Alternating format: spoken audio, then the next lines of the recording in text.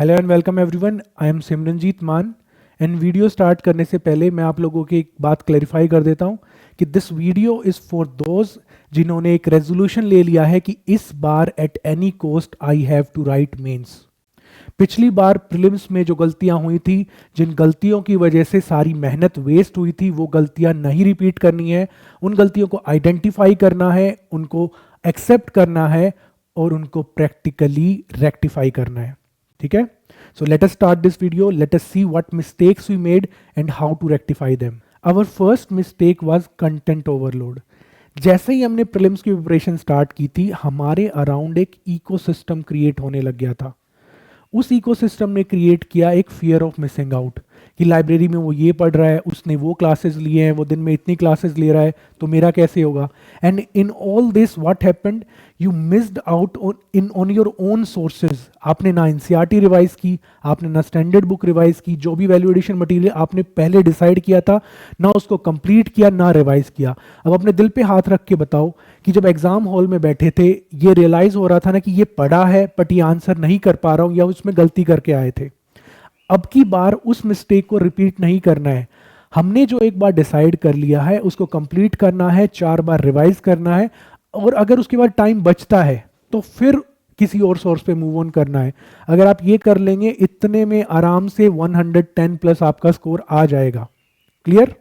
Content overload को rectify करने के बाद नेक्स्ट जिस इशू पे फोकस करना है वो है just read trap.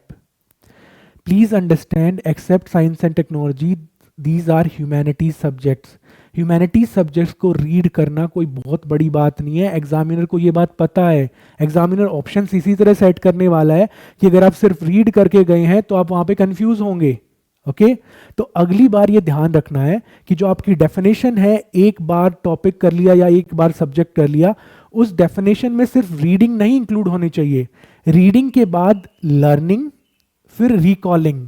Read, learn, recall, ये टोटल मिला के आपकी डेफिनेशन होगी कि मैंने एक बार कर लिया।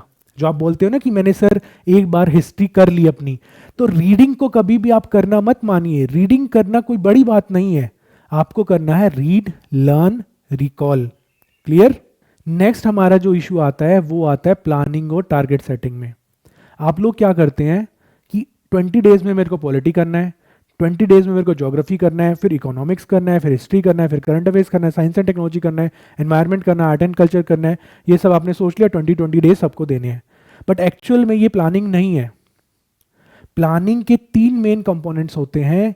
Planning includes realization of what resources do I have at my expense. Resource आपका टाइम है। चैलेंज सेकंड कंपोनेंट होता है, चैलेंज आपका कंटेंट है। थर्ड आपका आउटकम, आउटकम आपके मॉक्स में मार्क्स हैं। इन तीनों में से आपने किसी चीज को ढंग से प्लान आउट नहीं किया था। ओके, दूसरी चीज, व्हेन यू डिसाइड कि एक बार आपने एक ग्रैंड प्लान बना लिया, 20 डेज में ये सब कुछ हो जाएगा, फिर क्या होता है, your mind goes to rest.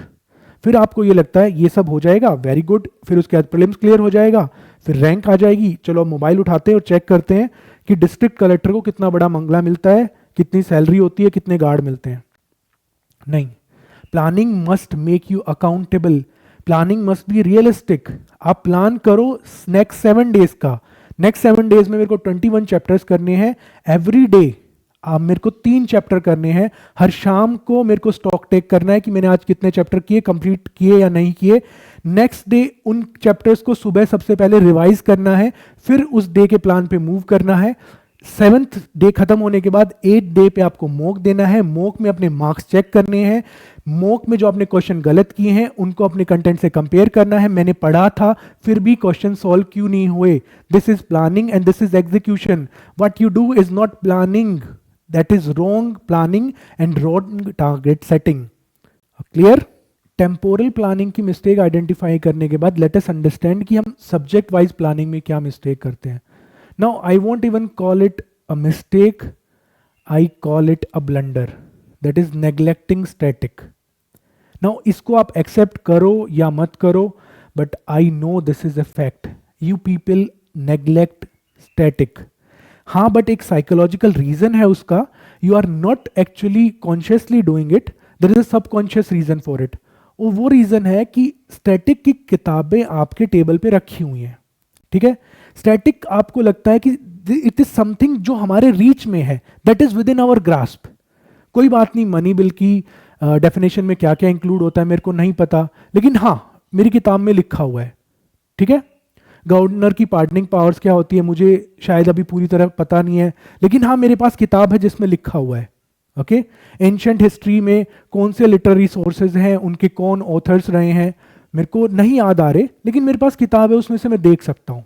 Okay, ये साइकोलॉजी फिर आपको ड्राइव करती है वो चीज़ ढूंढने में जो आपके पास नहीं है, समथिंग इल्यूसिव जो कोई सॉल्व नहीं कर पाएगा।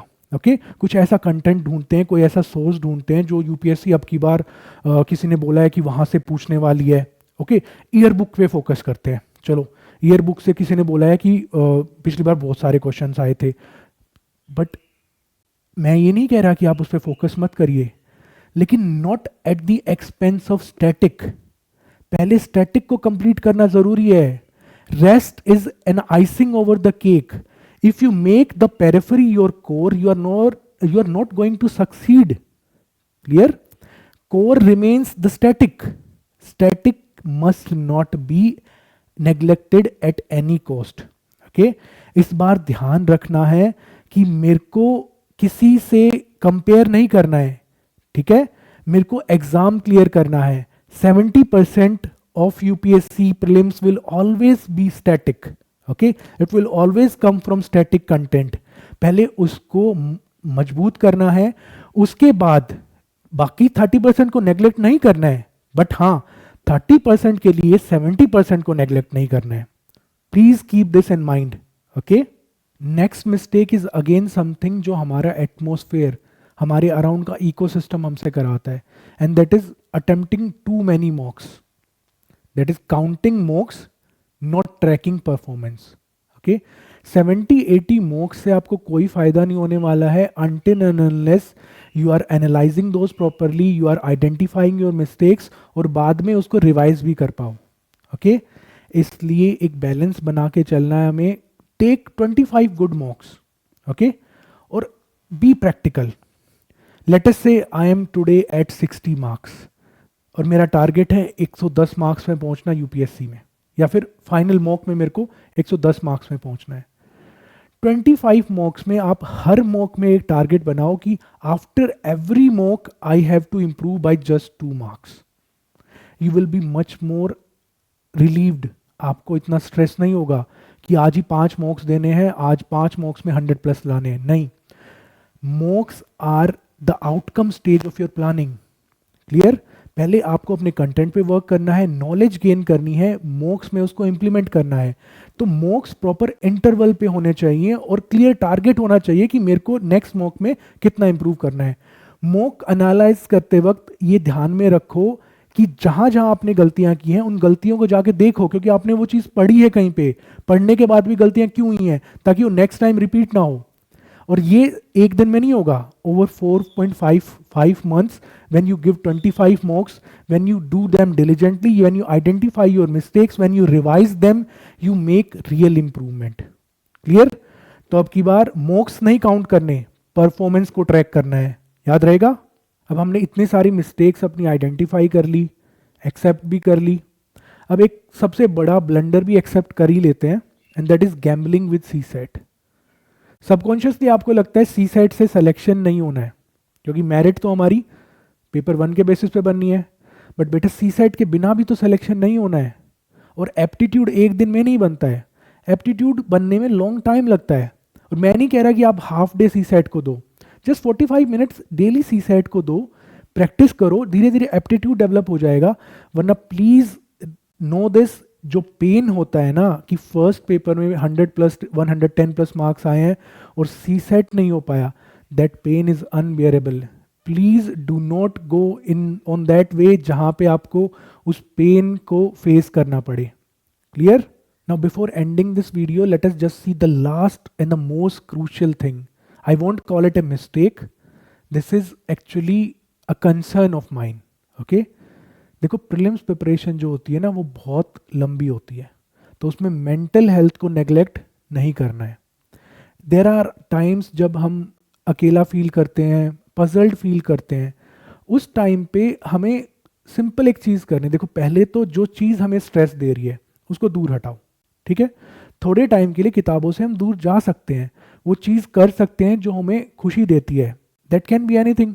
आप नेटफ्लिक्स देखिए, आप कोई साइट विजिट करिए, अपने फ्रेंड से बात करिए, कॉफ़ी पीने जाइए, जिम जाना है जिम जाइए, लॉन्ग वॉक्स लेनी है लॉन्ग वॉक्स लीजिए, लेकिन अपने आप को उस प्रेशर कुकर सिचुएशन में मत आने दीजिए जिसके बाद आपका पढ़ाई में मन ही ना लगे।